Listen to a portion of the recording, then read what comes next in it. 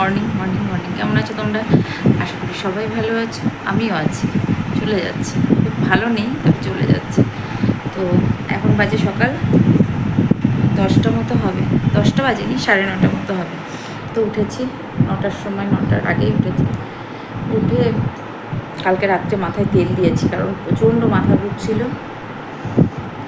উঠেছি, উঠে ফ্রেশ হয়েছি, গপুকে খেতে দিয়েছি, যা যা কাজ থাকে জামা কাপড়গুলো রোদ্রে দিয়েছি, চা বানিয়েছি, ছেলে শুয়ে আছে এখনো ওঠেনি। তো গরম, প্রচণ্ড গরম। যেটুকু কাজ ছিল মোটামুটি করেছি, করে চা নিয়ে বসেছি। চাটা একটু খাই, খেয়ে তারপরে এখনও কাজ রয়েছে, প্রচুর কাজ রয়েছে। আর সব থেকে মানে এই গরমের জন্য আরও বেশি কষ্ট হচ্ছে। আর একজনকে বলেছিলাম কাজে আসার জন্য, আসছে না কেন বুঝতে পারছি না। ও যেটা চাইছে সেটাই আমি দেবো বলেছি, কিন্তু তাও বুঝতে পারছি না আসছে না কেন। আর কান্তিবাবু খাবারটা রেডি করতে হবে, এখনও রেডি করিনি। চাটা খেয়ে নেব।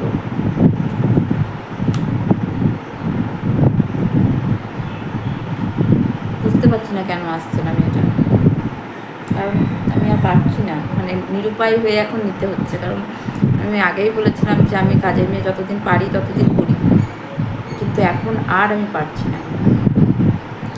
প্রচুর কাজের চাপ। আর এই এত কাঁচা বেরিয়েছে, কালকে এত কাচলাম, আবার আজকে এত কাঁচা বেরিয়েছে, সম্ভব নয়, আর পেরে উঠছি না। আর দেখি মেয়েটাকে আরেকবার ফোন করি। কী গো, আসবে বললে আসলে না তো, দেখি একবার ফোন করে জানতে হবে।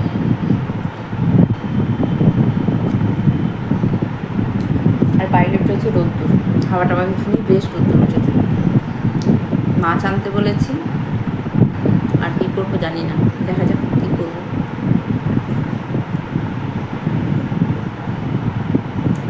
চাটা খেয়ে নিই, পরে আসছি।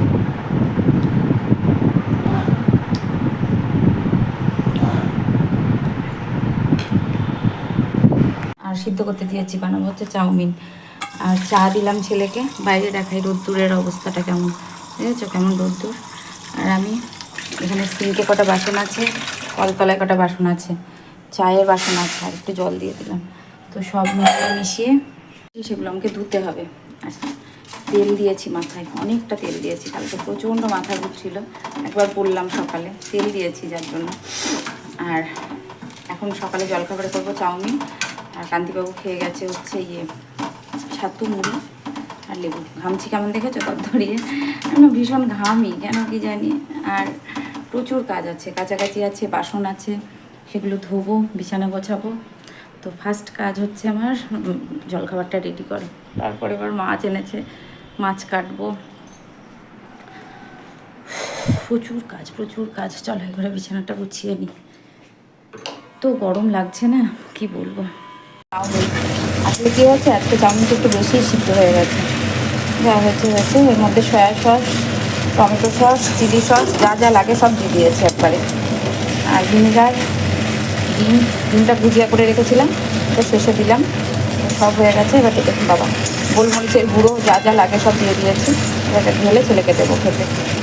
আর বেলা এখন অনেকটাই, আমার কাছাকাছি হয়েছে, কলতলায় কিছু কাচলাম। হ্যালো বন্ধু, হ্যালো হ্যালো হ্যালো। খেলাম, ছেলে বললো মা খেয়ে নাও খেয়ে নাও। ছেলে থাকলে বারবার বলবে মা তুমি খেয়েছো, চা খেলে, খেয়ে নাও খেয়ে নাও। আর আমি বললাম বাবাই সবটা আমি করেছি, তুমি শুধু ঘরটা ঝাড় দিয়ে দাও। তো আমার ছেলে বললো ঠিক আছে মা, তাই হবে, আমি ঘরটা ঝাড় দিয়ে দিচ্ছি। এই যে ঘর ঝাড় দিচ্ছে আমার ছেলে, দেখেছেন? সত্যি আমার ছেলে ভীষণ ভালো, বলে বোঝাতে পারবো না আপনাদের। বলছে মা আমি তাহলে ঘরগুলো ঝাড় দিব। আমি বললাম হ্যাঁ দিয়ে দাও। আমি বললাম বাবা এই ঘরগুলো একটু ঝাড় দিয়ে দে। তো ঘরগুলো ঝাড় দিচ্ছে, আর আমি এদিকে এসেছি বাসন ধুতে।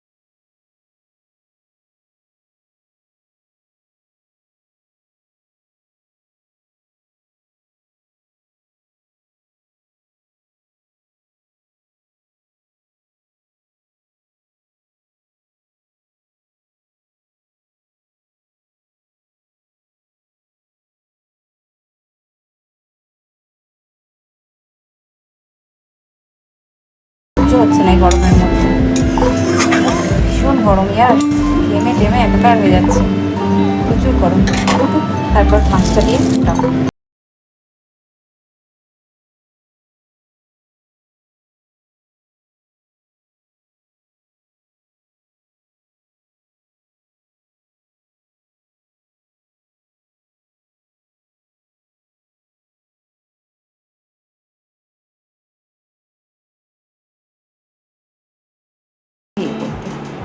আর ভীষণ ব্যথা করছে পুরো, মানে আর আমার কিছু আর হবে না, এটা পুরোটা উঠে গেছে এবং ভীষণ ব্যথা করছে, পারছি না। আর মাছের ঝোলটা বসিয়ে এসেছি, একটা সবজি কেটে এসেছি, ভাত অর্ধেক ফোটা হয়ে গেছে। আর কান্তিবাবু বলেছে ভেন্ডিটা খেতে ভালোবাসেও, তো ভেন্ডির তরকারি করছি। আর ছেলের জন্য মাছ করলাম, মাছটা একটু রিচ করে করেছি, স্পাইসি করে। আর হচ্ছে দেখেছো গা পাকাচ্ছে আজকে, শুধু মানে বমি বমি ভাব, এটা আমার যায় না কেন জানি না, তো শুধু কিছু হলেই বমি বমি ভাব। আর কালকে দিয়েছি মাথায় চপচপে করে তেল। আর ওদিকে হচ্ছে আমার মার শরীর খারাপ, মার একটু কোমরে খাটের পায়া তুলতে গিয়ে কি করতে গিয়ে জানি না খাট ফাট চাগাতে গেছে, মনে হয় বয়স হয়েছে, চাগাতে গেছে, দিয়ে কোমরের এই বুকের নিচে এখানটাতে ব্যথা হয়েছে। তো মা কথাটা তো অত বলতে পারছে না, মা বলছে শ্বাস নিতেও কষ্ট হচ্ছে। তো আমি বললাম শিগগিরই ওষুধের দোকান থেকে ওষুধ নিয়ে এসো বা ডাক্তারের কাছে যাও। তো মা গেছে, মার সাথে একটু কথা হলো সকালে। মা বলছে কেমন আছিস? আমি বলছি আর বলো না মা, শরীর একদমই ভালো নেই। মা বলছে কেন এত শরীর খারাপ হচ্ছে? হ্যাঁ কেন মা, বুঝতে পারছি না। তার মধ্যে আমার বাবাই আজকে অনেক বড় কাজ করে দিয়েছে, সেটা হচ্ছে ঘর ঝাড় দিয়ে দিয়েছে। এটা আমার সব থেকে বড় কাজ। আর ঘরটা মোছা, বাবাই বলেছে মা আজকে আর বুঝতে হবে না, কালকে ভালো করে সব মুছেছো, আজ আর মোছার দরকার নেই। তবুও ঠাকুর ঘরটা মুছবো, বারান্দাগুলো এগুলো মুছবো, দেখি হলে মুছে ফেলবো। আর ওদিকে আমি রান্না বসিয়ে এসেছি, পুজোর বাসন ধোয়া, ফুল তোলা, যা কিছু কাজ সেগুলো কমপ্লিট। আর প্রচুর রোদ, প্রচুর গরম, আর রোদে একদম যেতে পারি না। আর একটু যদি আমি রোদে দাঁড়াই বা কিছু করি না, সঙ্গে সঙ্গে মাথায় যন্ত্রণা শুরু হয়ে যাবে। আমার যেহেতু মাইগ্রেন আছে, সঙ্গে সঙ্গে মাথায় যন্ত্রণা শুরু হয়ে যাবে। তো রোদে দাঁড়াতে পারিনি, চলে এসেছি। আর বাবাইকে বললাম কোল্ড ড্রিঙ্কস নিয়ে আসিস তো বাবাই, দেখি বাবাই নিয়ে আসবে। মোটামুটি কমপ্লিট, একদিকে রান্না করছি, একদিকে বাসন ধুচ্ছি, বোতল ধুলাম, বোতলগুলো প্রচুর নোংরা হয়েছে, দুদিন ধুইনি, তাই ওগুলো একটু ভিম জেল দিয়ে একটু ধুয়ে নিলাম। আর এদিকে বসিয়েছি হচ্ছে কী বলে এটাকে, এদিকে করলা সিদ্ধ বসিয়েছি। আর ভেন্ডি দিয়ে একটা তরকারি করেছি, মাছটা করেছি মাখা মাখা একদম মশলা দিয়ে। আর এখানে করছি হচ্ছে করবো, মশলাটা কষতে দিয়েছি আলু দিয়ে, এই যে দুটো ডিমের পোচ করে রেখেছি, এটা দিয়ে করবো ছেলের জন্য রাত্রে।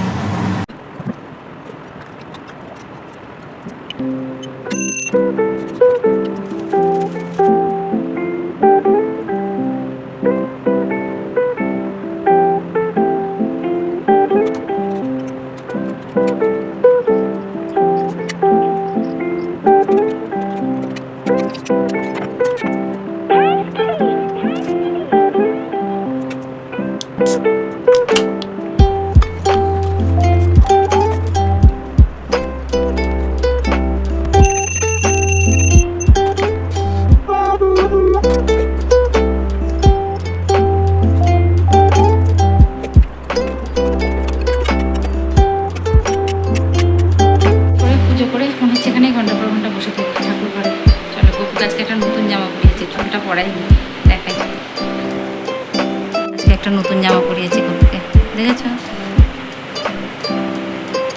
নতুন জামা পরিয়েছি। আর হচ্ছে পুজো করলাম, সব ঠাকুরগুলোকেই দেখিয়ে দিই, বসে বসে পুজো করলাম, বাসন ধোয়া সমস্ত কিছু কমপ্লিট। আর এখানটা একটা কিছু পাতবো, কাঁচা আছে, মালাগুলোও পরানো হয়নি, পরাবো, কেচে দিয়েছিলাম। আর গপুকে নতুন জামা পরিয়েছি, ওদিকে আমার লোকনাথ গুরুদেব সব ঠিকঠাক হয়ে গেছে। গপুর দোলনা অর্ডার দিয়েছি, চলে আসবে, মানে বেড খুব সুন্দর একটা অর্ডার দিয়েছি, চলে আসবে মিশোতে। তো চলো, এই হচ্ছে ব্যাপার। রান্না করে খেয়ে এখন এসেছি লেবুটা কেটে রাখতে, মৌসুমিটা আর বেদানা ছাড়াতে। কিন্তু আমার এই সব থেকে বাজে কাজে লাগে এটা, মানে আমার বিচ্ছিরি ফল লাগে এটা, জানি না কার ভালো লাগে। তা আমার নিজে খেতেও আমার বিচ্ছিরি লাগে, আর এটা ছাড়াতে তো আরও বিচ্ছিরি লাগে। তো ছিল ফ্রিজে দুখানা কাটলাম, এখনও আছে 4টা 5টা, নষ্ট হয়ে যাচ্ছে। আজকে কান্তিবাবু দেখেছে ফ্রিজটা, এগুলো খাবে না, নষ্ট করবে, হ্যান ত্যান দিল ঝাড়।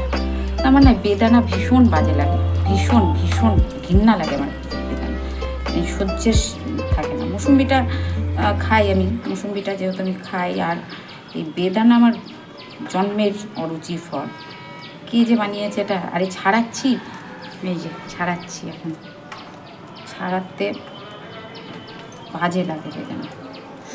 তো এবার এগুলো ছাড়িয়ে রেডি করে রাখবো, রেখে তারপরে শোবো। হাওয়া দিচ্ছে মাঝে মাঝে, আবার মাঝে মাঝে, তবে কালকের তুলনায় আজকে এই বেলাটা বেশ ভালো আছে, কারণ মেডিসিনটা পড়েছে আর শরীরটা বেশ ঝরঝরে লাগছে। তবে হ্যাঁ, বেশিক্ষণ কাজ করতে পারছি না, হাঁপিয়ে উঠছি, তবে বেশ ভালো আছি কালকের তুলনায়, অনেকটাই বেটার আছি এখনও পর্যন্ত। দুটো বেদানা আমার ছাড়ানো এখন সম্ভব নয়, একটা ছাড়িয়ে চলে যাব ঘরে, ভীষণ গরম লাগছে। আর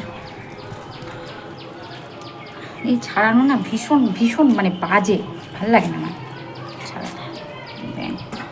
চলো ছাড়িয়ে নি, ছাড়িয়েছি, আর পারছিলাম না, বাবা গরম লেগে গেছে।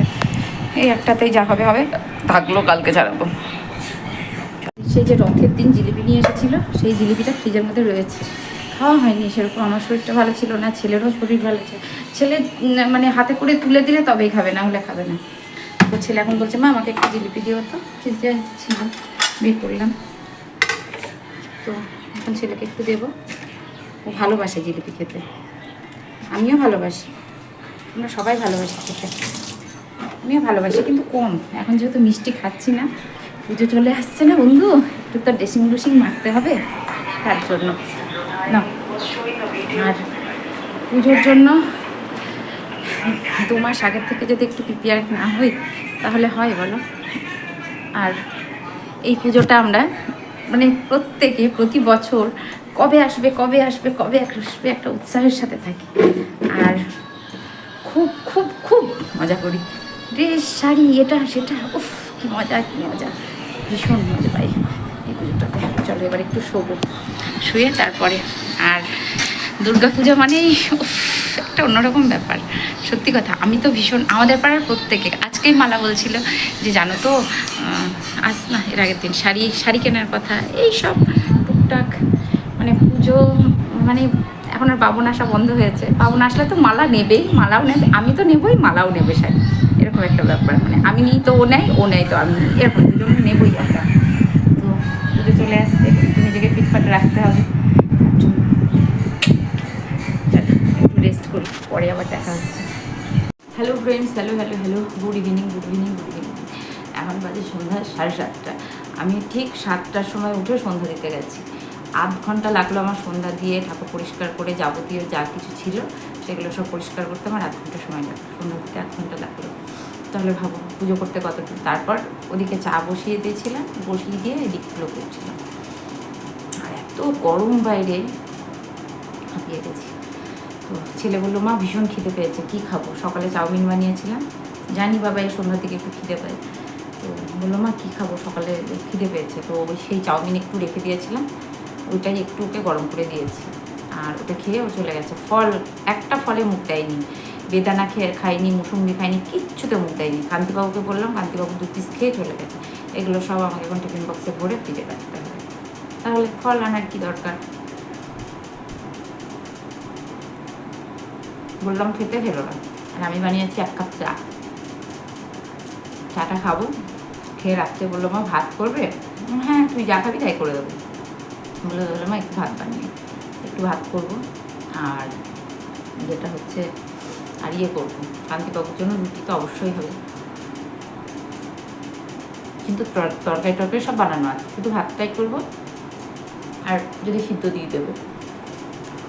আর আজকেও দুপুরেও ঘুমিয়েছি, ফোনটা অফ করে,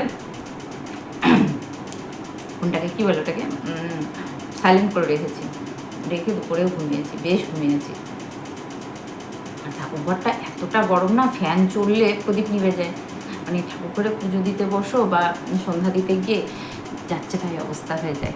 তো আজকে দেখেছো চুলে তেল দিয়েছি, না হলে একদিন পর একদিন আমি শ্যাম্পু করি, তো কালকে তেল দিয়েছি, তা ভাবলাম কালকে রাত্রে তেল দিয়েছি, তো ভাবলাম থাক, মা বললো মানে আরেকটু ঠান্ডা হোক মাথাটা, তারপরে ইয়ে করবো, শ্যাম্পু করবো। কাল কি বার? কাল বুধবার, কাল শ্যাম্পু করবো। চলো চাটা খেয়ে নিই। আর গরম লাগছে, ভালো লাগছে না গরমে, মাথা ফাথা ঘুরছে, একদম বিচ্ছিরি লাগছে। এটাই আমার ব্যাড ম্যানার্স, বিস্কিট খেতে গেলেই গায়ের মধ্যে পড়ে, ভীষণ ব্যাড ম্যানার্স। আর আজকে এই ঘরটা যা ছিল সমস্তটা গুছিয়েছি।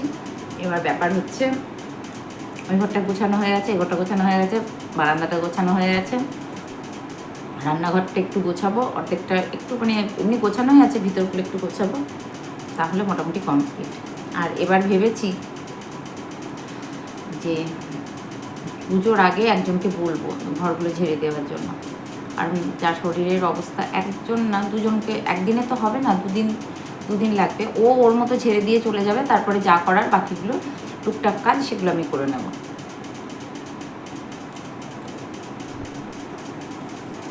আমাদের এখানে আসে পাশের বাড়ি মিনু কাকিমা, উনি তো বয়স্ক, পারেন না। তারপরে আরেকটা কাকিমা আছে, ওই কাকিমাদের বাড়িতেও তাই, ওই কাকিমাও একটু বয়স্ক, পারেন না, তো বললে ওরা করে দেয়, যা নেবে করে নেব। আর এবার বলেছি কান্তিবাবুকে, আমরা এসেছি 2018 সালে, 18, 19, 18, 19, 20, 21, 22 অক্টোবরে এসেছি, 22, 23, 24, 6 বছর 7 বছর হলো এই বাড়িতে এসেছি। তো ব্যাং বুঝতে পারি না, যা হলো 6-7 বছর এসেছি এই বাড়িতে। তো আসার পর থেকে একবারও বাড়িটা অ্যাসিড ওয়াশ করানো হয়নি, কারণ আমরা যেটা পেতেছি এটার প্রতি বছরই অ্যাসিড ওয়াশ করানো দরকার। প্রতি বছর না হলেও 1 বছর কি 1.5 বছর পর, 2 বছর পর অন্তত অ্যাসিড ওয়াশ করানো হয়। তো এবার বলেছি যে ওই আমাদের দোকান থেকেই তো করাই, তো ওই ছেলেগুলোদের একটু বলো। আসলে কি হয়, এই জিনিসপত্র টেনে হেঁচড়ে আমরা ওদেরকে বললো, ওরা করে দেবে। এবার ভাবছি পুরো বাড়িটা অ্যাসিড ওয়াশ করাতে হবে, এটাই মনে মনে ভেবেছি। চলো, আর একটা জিনিস জানো তো, তোমাদের সাথে শেয়ার করি, সব কিছুই তো তোমাদের সাথে শেয়ার করি, এটাও শেয়ার করি। আমার না খুব শখ ছিল যে এই ধরনের বাড়ি না, বেশ ছোট্ট একটা বাড়ি হবে, এত ঘেঁচা মেচা না, ছোট্ট একটা বাড়ি হবে, নিচে 2টো ঘর, এই রকম এত বড় বাড়ি, এত ঝাঁট মোছা এসব এত কিছু না। আর ভেবেছিলাম তখন ঠাকুরঘরটা আলাদা করব, তো ছোট্ট রান্নাঘরটাও বেশ, রান্নাঘরটা যেটা দরকার কাজের জিনিস সেটাই আমার ছোট হয়ে গেছে, তো ছোট্ট একটা ঠাকুরঘর করবো এরকম ভেবেছিলাম। তারপরে যা হুটোপাটা লাগলো, সেই মিস্ত্রি যেমন পেরেছে তেমন তার মতো করে দিয়ে চলে গেছে। আমি তারপরে এসে বলছি, হ্যাঁ গো এত বড় বড় ঘর করেছো, সামনে অতটা জায়গা পড়ে আছে, তো কী করেছে বলো, সে যা পেরেছে করেছে, করে দিয়ে চলে গেছে। তো কান্তিবাবুকে বললাম, কান্তিবাবু বললো এখন নিচটা এরকম থাক, নিচটা পরে ভাড়া দিয়ে দেবো, ওপরটা তখন করবো, তখন তোমাকে আলাদা করে ঠাকুর ঘর, রান্নাঘরটা বড় করে মানে সুন্দর করে মনের মতো করে গুছিয়ে করবো। আমি বললাম ঠিক আছে, সে ঠিক আছে, কোনো ব্যাপার না, কিন্তু তবুও এত বড় জায়গা এরকমভাবে ফেলে রেখেছো, মানে মিস্ত্রি যা বলেছে তাই করেছে, এই ছেঁড়া বেড়া করে রেখে দিয়ে চলে গেছে। এখন অসুবিধা হচ্ছে, করছি তো আমি না, আমার অসুবিধা হচ্ছে। ঠাকুর ঘর একটা অবশ্যই আলাদা দরকার, কারণ আমার ওই ঘরটার মধ্যে, একটা ঘরের মধ্যে এটা কেটেই হয়ে যেত, করেনি। রান্নাঘরটা আমার পিছনে কতটা জায়গা পড়ে আছে, ওইটা আর একটু বাড়িয়ে, আমার কথা তো তখন শুনতো না মানে কি শুনবেই না, মিস্ত্রি যেটা বলেছে সেটাই করেছে। সামনে অতটা জায়গা ফেলে রেখেছে, মানে পুরো জায়গাটাই নষ্ট করে দিয়েছে।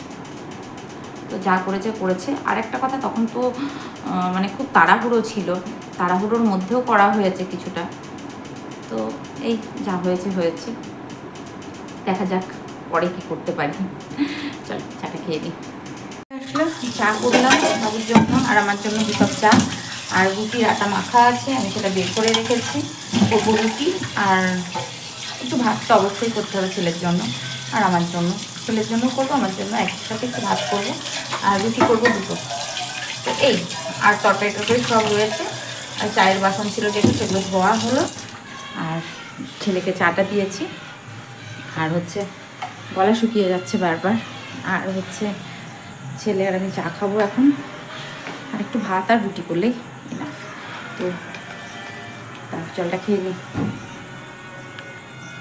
ছেলে এনেছে এই ইয়েটা, রুটিটা, আর এই যে চা, দুজনে মা আর ছেলে ছেলে ওখানে শুয়ে আছে, ফোন দেখছে। ছেলেকে খেতে দিই, আমি একটু চা খাই। আর সকলে ভালো থেকো, সুস্থ থেকো, ভালোবাসায় থেকো। দেখা হচ্ছে নেক্সট ভিডিওতে। কালকে হচ্ছে আমাদের পঞ্চমী, কাল আমাদের পঞ্চমী আছে। কাল ওই যে সিদ্ধ আলু পোস্ত এগুলো দেখি আমার বাবাই কি খাবে, কি আর খাবে, ও যা দেবো তাই খাবে। তো কাল পঞ্চমী, সকাল সকাল উঠে স্নান করে পুজোটা কমপ্লিট করতে হবে, ইচ্ছে আছে। এখন ঈশ্বর জানেন কখন কী হবে না হবে। আর এটা খেয়ে নিই, আর রুটিটা খেয়ে চা খেয়ে তারপরে যা করার করবে। সকলে ভালো থেকো, সুস্থ থেকো, ভালোবাসায় থেকো। দেখা হচ্ছে নেক্সট ভিডিওতে। যারা নতুন দেখছো অবশ্যই চ্যানেলটি সাবস্ক্রাইব করো, যারা পুরনো বন্ধু আছে লাইক কমেন্ট শেয়ার। আর একটা কথা বলি, তোমাদের ভালোবাসায়, তোমাদের অনুপ্রেরণাতে আমি অনেকটা সুস্থ হয়ে উঠেছি, আরও সুস্থ হব। তো তার জন্য কমেন্টস করার আগে প্লিজ প্লিজ প্লিজ প্লিজ একটা লাইক করো। লাইক কমেন্টস তো অবশ্যই করো, আর শেয়ার তো অবশ্যই। তো লাইক করার, কমেন্টস করার আগে প্লিজ একবার লাইক করো। তো সকলে ভালো থেকো, সুস্থ থেকো। দেখা হচ্ছে নেক্সট ভিডিওতে। আজকের মতো আসি, টাটা।